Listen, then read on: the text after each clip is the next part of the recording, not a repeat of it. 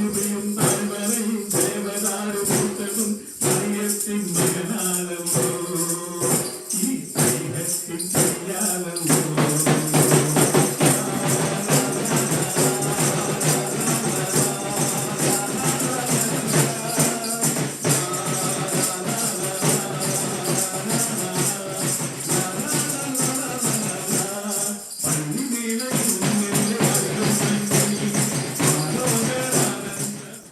everyone, hope everyone is doing good. So today I'm going to show you a very special Kerala dish, that is meat cutlet. If you go to any weddings or any function or household parties, um, the special dish that would stand out is cutlet. It's unavoidable, especially in Christian homes. So cutlet can be made with different things. There is, you can make it with chicken, you can make it with fish, and I still remember my grandmother making it with banana flour. It was so tasty.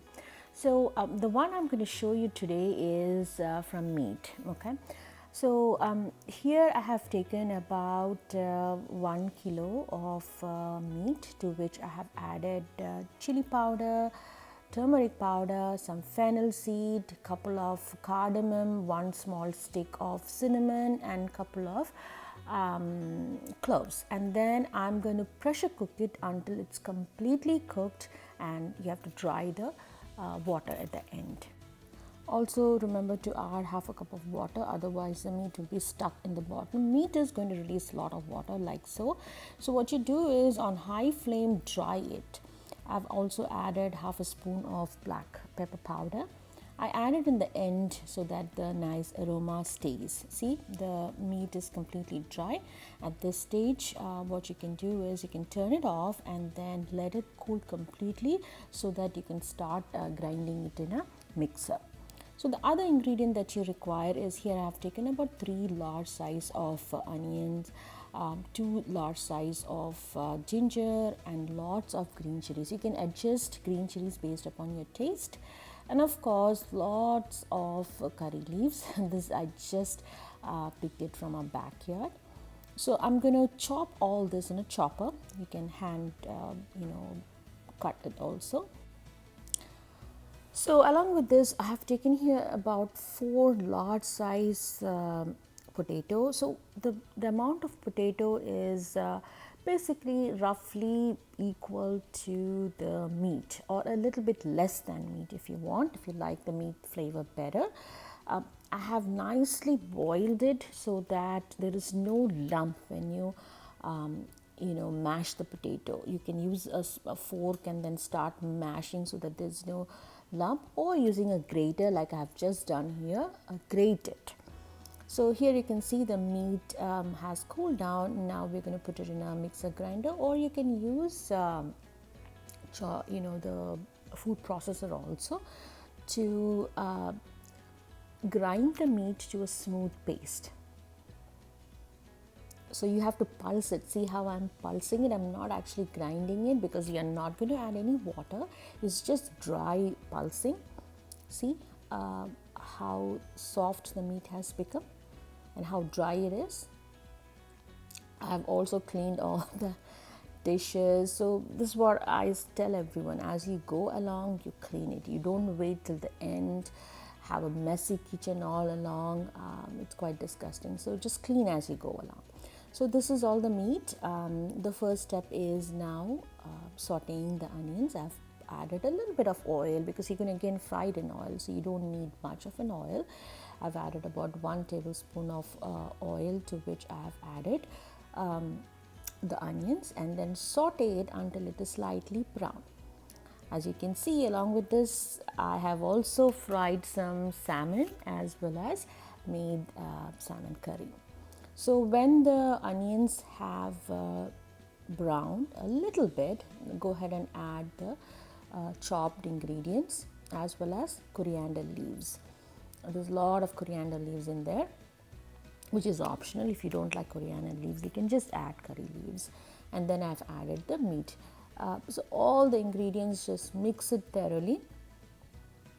If you want, you can add a spoon of garam masala if you like the taste of garam masala. as well as black pepper at this stage. And then I have added the potatoes. Now I'm going to let it cool down completely and then start making patties. As you can see here, again, I have cleaned all the surfaces, I have cleaned this thing. So this is how you cook. You just clean as you go along. I hate to see when people have dirty kitchen when they cook.